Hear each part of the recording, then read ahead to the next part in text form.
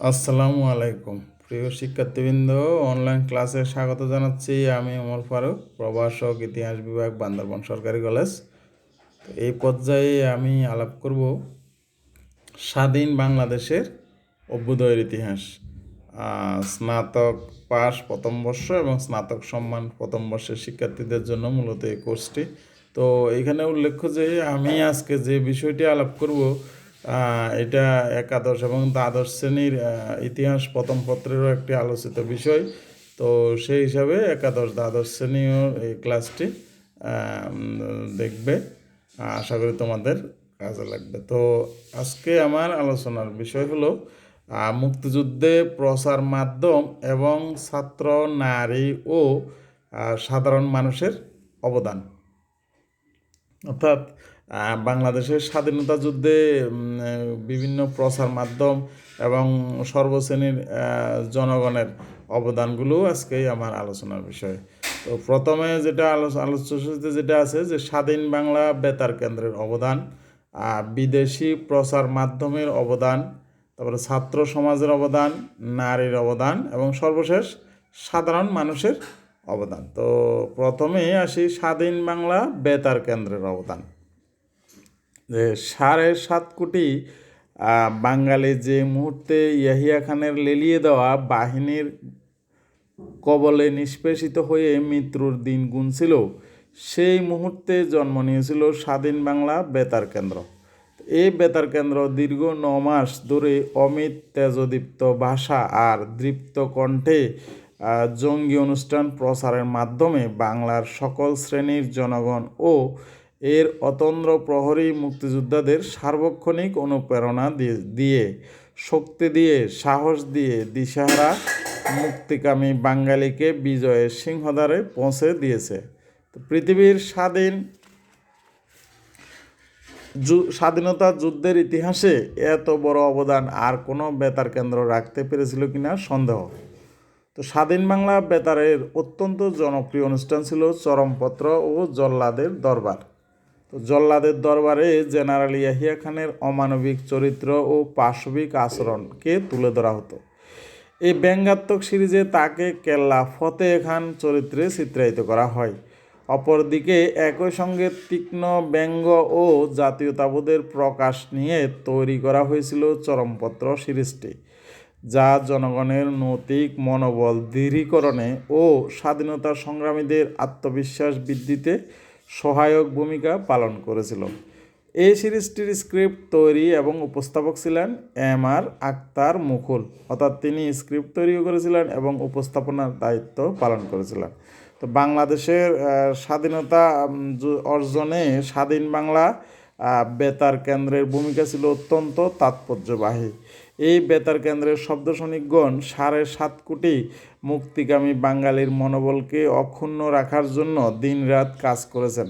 তাদের ক্ষুরোদার প্রচার মুক্তিযুদ্ধের গতিকে এগিয়ে নিয়ে যেতে সাহায্য করেছে সর্বাত্মকভাবে। তারপরে বিদেশি প্রচার মাধ্যমের অবদান।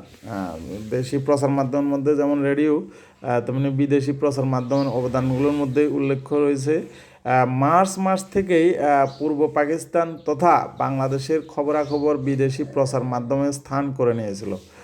সরকারি হস্তক্ষেপের জন্য 25শে মার্চের পর থেকেই বাংলাদেশের খবরাখবর পাওয়া যাচ্ছিল না।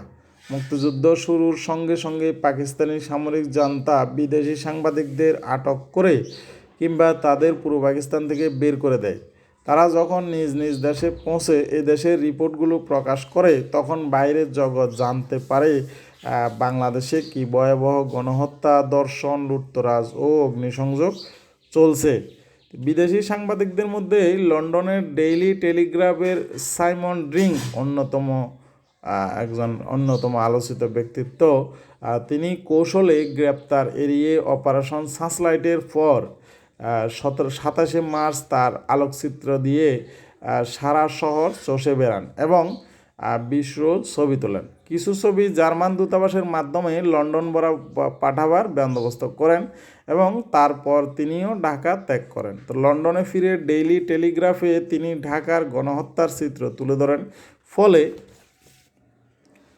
সারা বিশ্বের মানুষজন গণহত্যার খবর জানতে পারে। এরপর নানা বিধিনিষেধের থাকা সত্ত্বেও বিদেশি সংবাদ সংস্থাগুলো বাংলাদেশের খবরাখবর সংগ্রহ করে ছাপাতে থাকে। তো মে মাসে সাংবাদিক অ্যান্থনি মাসকারেনহাস সারা দেশে কীভাবে গণহত্যা চালানো হয়েছে তা তুলে ধরেন সানডে অবজারভার পত্রিকায়।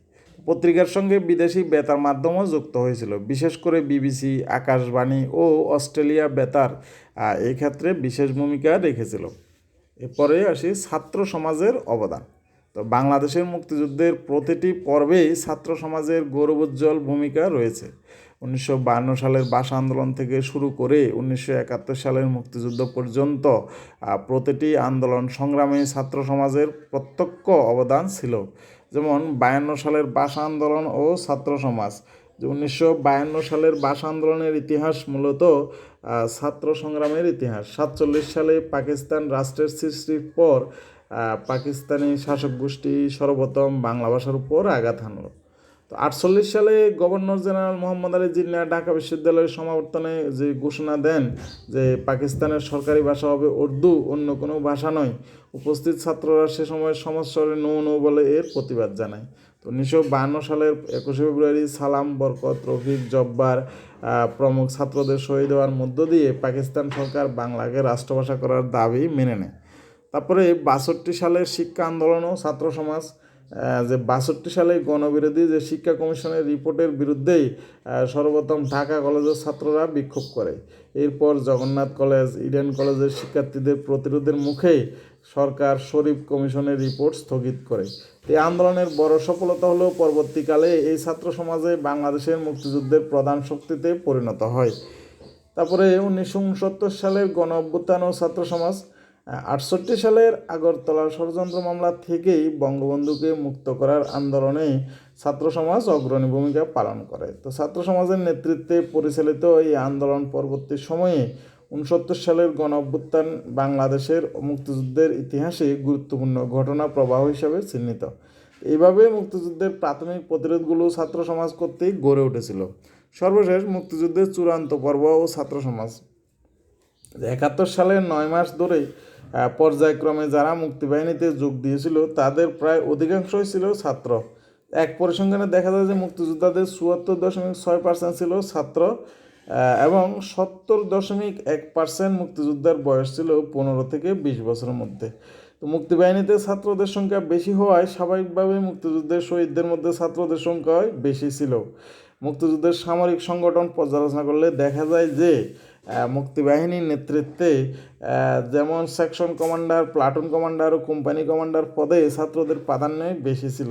ছাত্র সমাজ মাত্র 3 সপ্তাহ সামরিক ট্রেনিংকে সম্বল করে নিজ জীবন বাজি রেখে পৃথিবীর অন্যতম শ্রেষ্ঠ সামরিক বাহিনীর বিরুদ্ধে লড়াই করেছে। এটি কম বীরত্বের কথা নয়। সুতরাং বলা যায় যে মুক্তিযুদ্ধের সামরিক বিজয় অর্জনের অধিকাংশ কৃতিত্বই তখনকার ছাত্র সমাজের, এতে কোনো সন্দেহ নেই। তারপরে ছাত্র সমাজের পরে যেটা আছে নারীর অবদান, কারণ মুক্তিযুদ্ধে বাংলাদেশের মুক্তিযুদ্ধের নারীর অবদানও কম নয়। তো 1971 সালের 26শে মার্চ মুক্তিযুদ্ধ শুরু হলে পুরুষের পাশাপাশি নারীরাও নানাভাবে মুক্তিযুদ্ধে অবদান রেখেছেন। বাংলার প্রতিটি নারী ছিলেন মুক্তিযোদ্ধাদের মা, বোন অথবা স্ত্রী। তো সেই হিসাবে মুক্তিযুদ্ধে নারীর অবদান কোনো অংশে কম নয়। যেমন বিনা ট্রেনিংয়ে যুদ্ধক্ষেত্রে নারী, যে মুক্তিযুদ্ধের সময় এমন কিছু মহিলা ছিলেন যাদের কোনো অস্ত্র ট্রেনিং না থাকলেও যুদ্ধক্ষেত্রে মুক্তিযোদ্ধাদের নিকট গোলা বারুদ পৌঁছে দেওয়া, বাংকারে খাবার পৌঁছে দেওয়া, অস্ত্র পরিষ্কার করে দেওয়া ইত্যাদি কাজ করেছেন। ত্রিপুরার কাকন বিবি, পাবনার ভানু নেসা, গোপালগঞ্জের আমেনা বেগম ও মোমেনা বেগম প্রমুখ যুদ্ধক্ষেত্রে সহযোগী যোদ্ধা হিসাবে ভূমিকা রেখেছেন। সেবাদাত্রী রূপে নারী, সেটা মুক্তিযুদ্ধকালীন সময়ে অসুস্থ কিংবা যুদ্ধাহত মুক্তিযোদ্ধাদের নার্সিংয়ের দায়িত্ব নারীরাই পালন করেছেন। সীমান্ত অঞ্চল কিংবা মুক্তাঞ্চলে যে সকল অস্থায়ী হাসপাতাল চালু করা হয়েছিল সেখানে নারীরাই সেবার কাজ করতেন। তো কোনো নার্সিং ট্রেনিং ছাড়াই রোগীর সেবা করতে এগিয়ে আসা নারীরা দেশপ্রেমের উজ্জ্বল দৃষ্টান্ত। ক্যাপ্টেন সীতারা বেগম 1971 সালে কুমিল্লা CMH কর্মরত ছিলেন। আর তিনি মুক্তিযুদ্ধের সময় 2 নম্বর সেক্টরের অধীন বিশ্রামগঞ্জ ফিল্ড হাসপাতালে যোগদান করেন। মুক্তিযুদ্ধে তার অবদানের স্বীকৃতিস্বরূপ তিনি বীর প্রতীক খেতাব প্রাপ্ত হন। মুক্তিযুদ্ধের সময় মেডিকেল কলেজ অধ্যয়নরত ছাত্রীরাও বিভিন্ন ফিল্ড হাসপাতালে সেবাব্রত পালন করেছিলেন।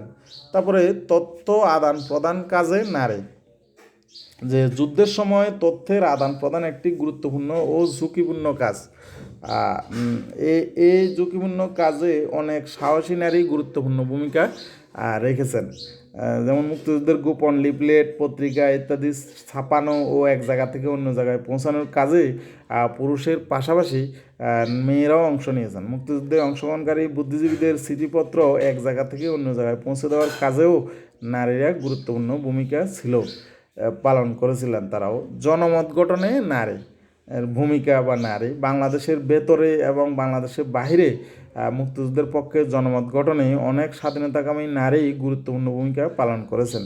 যেমন দেশি বিদেশি নারী মহিলা সংগঠন, পশ্চিমবঙ্গ মহিলা সমিতি, লন্ডনস্থ বাংলাদেশ মহিলা সমিতি, বিভিন্ন সভা সমিতির আয়োজন করে বাংলাদেশে পাকিস্তানি বাহিনী নির্যাতনের চিত্র তুলে ধরে জনমত গঠন করে। তো Mrs Nurjahan Morshed MNA, Begum Badrunnesa Ahmed MNA, Mrs Rafia Akhtar Dolly, Mrs Matia Chowdhury, Maleka Begum, Ayesha Khanam, Shirin Banu Mitil, Dipali Chakraborty, Rekha Saha প্রমুখ মুক্তিযুদ্ধের জনমত গঠনে গুরুত্বপূর্ণ অবদান রাখেন। তারপরে বিভিন্ন প্রচার মাধ্যম ও সাংস্কৃতিক কর্মকাণ্ডে নারী, যে মুক্তিযুদ্ধের সময় মুক্তিযোদ্ধা তথা সকল মুক্তিকামী জনতাকে উদ্বুদ্ধ করতে বেতার মাধ্যম, পত্রিকা ও সাংস্কৃতিক কর্মকাণ্ডেই নারীরা গুরুত্বপূর্ণ ভূমিকা পালন করেছেন। স্বাধীন বাংলা বেতার কেন্দ্রে অনেক মহিলা নাট্যকর্মী, শিল্পী, সংবাদ পাঠিকা যোগদান করে মুক্তিযুদ্ধের সাফল্যের সংবাদ প্রচার করে মুক্তিযোদ্ধাদের মনোবল বৃদ্ধি করেছিলেন। তো মুক্তিযুদ্ধকালীন বিভিন্ন শিল্পী সংস্থা গঠিত হয়। এইসব সংস্থার ব্যানারে মহিলা শিল্পীগণ মুক্তিযোদ্ধাদের ক্যাম্পে ক্যাম্পে সাংস্কৃতিক অনুষ্ঠান আয়োজন করে মুক্তিযোদ্ধাদের মনোবল চাঙ্গা করেছেন। তো এইভাবে বিভিন্ন প্রচার মাধ্যম ও সাংস্কৃতিক কর্মকাণ্ডে নারীরা প্রত্যক্ষভাবে অংশগ্রহণ করে মুক্তিযুদ্ধে গুরুত্বপূর্ণ অবদান রেখেছেন। তারপরে সর্বশেষ যেটা সাধারণ মানুষের অবদান, মুক্তিযুদ্ধে বাংলার সাধারণ মানুষ তথা কৃষক, শ্রমিক, তাঁতি, জেলে প্রভৃতি শ্রেণী পেশার মানুষ গুরুত্বপূর্ণ অবদান রেখেছেন। যেমন কৃষকের অবদান, যেটা যে বাংলাদেশের জনসংখ্যার 80% কৃষিকাজের সাথে জড়িত। 71 সালে বাংলাদেশের মুক্তিযুদ্ধে বাংলার কৃষক সম্প্রদায় প্রত্যক্ষভাবে অংশগ্রহণ করেছেন। যে বাংলার কৃষকেরা মুক্তিযোদ্ধাদের আশ্রয় প্রদান করে অন্ন তথা আহারের ব্যবস্থা করে রাজাকার আলবদর বাহিনীর অত্যাচার নির্যাতন থেকে মুক্তিযোদ্ধাদের রক্ষা করেছেন। কৃষকরা নিজেদের জীবনের বড় ধরনের কোনো প্রাপ্তির আশা না করে জীবনের ঝুঁকি নিয়ে মুক্তিযুদ্ধে অংশগ্রহণ করে এক মহৎ দৃষ্টান্ত স্থাপন করেছেন। তারপরে আরও কিছু পেশার মানুষের অবদান আছে, যেমন শ্রমিকের অবদান, যেটা শ্রমিক মুক্তিযুদ্ধের শ্রমিক শ্রেণীর মানুষের গুরুত্বপূর্ণ অবদান রয়েছে। কলকারখানা শ্রমজীবী মানুষেরা বঙ্গবন্ধুর ঢাকে অসহযোগ আন্দোলনে স্বতঃস্ফূর্তভাবে অংশগ্রহণ করেছেন। 25শে মার্চ কাল রাত্রে পাকিস্তানি হানাদার বাহিনীর বর্বরোচিত হামলায় কলকারখানায় অসংখ্য শ্রমিক নিহত হয়। মুক্তিযুদ্ধকালে শ্রমিক শ্রেণীর মানুষেরা দলে দলে মুক্তিযুদ্ধে যোগ দিয়েছে এবং পাকিস্তানি বাহিনীর বিরুদ্ধে প্রত্যক্ষ প্রতিরোধ গড়ে তুলে মুক্তিযুদ্ধে গুরুত্বপূর্ণ অবদান রেখেছেন। সর্বশেষ তাঁতি জেলেদের অবদান, মুক্তিযুদ্ধে তাঁতি জেলে প্রভৃতি পেশার সাথে জড়িত ব্যক্তিরা গুরুত্বপূর্ণ অবদান রেখেছেন। তো প্রস্তুত বাংলাদেশের মুক্তিযুদ্ধে তাঁতি জেলে তথা আপামার জনসাধারণের স্বতঃস্ফূর্ত অংশগ্রহণের কারণেই পাকিস্তানি শাসক গোষ্ঠী আধুনিক মারণাস্ত্রে সজ্জিত হয়েও শেষ পর্যন্ত পরাজয় বরণ করতে বাধ্য হয়েছে। তো বাংলার প্রতিটি প্রান্তের প্রতিটি কোণের সকল শ্রেণী পেশার মানুষই ছিল মুক্তিযুদ্ধের প্রধান সহায়ক শক্তি। বাংলার আপামার জনসাধারণের অংশগ্রহণের কারণেই মাত্র 9 মাসের যুদ্ধে পাকিস্তানি বাহিনী পরাজয় বরণ করতে বাধ্য হয়। তো সর্বশেষ আলোচনা শেষে যা বলা যায় যে বাংলাদেশের মুক্তিযুদ্ধ ছিল ছাত্র, নারী ও সাধারণ মানুষের স্বতঃস্ফূর্ত অংশগ্রহণের মাধ্যমে পরিচালিত একটি গণ আন্দোলন, যেখানে দেশি প্রচার মাধ্যম এবং বিদেশি প্রচার মাধ্যম উভয়টির প্রত্যক্ষ এবং পরোক্ষভাবে বিশাল একটি ভূমিকা পালন করেছিল। তো এই গণ আন্দোলনের সর্বশ্রেণী পেশার মানুষের উপস্থিতি আন্দোলনকে অতি দ্রুত সফলতার দিকে নিয়ে যায়।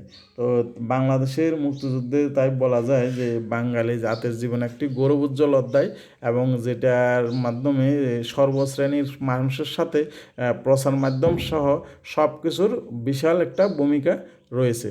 তো আজকে এই পর্যন্তই, পরবর্তী ক্লাসে আবার দেখা হবে, আশা করি নতুন একটা বিষয় নিয়ে আবার আসবো। আর সে পর্যন্ত তোমরা সবাই ভালো থাকবে, সুস্থ থাকবে। সবাইকে ধন্যবাদ। আল্লাহ হাফেজ।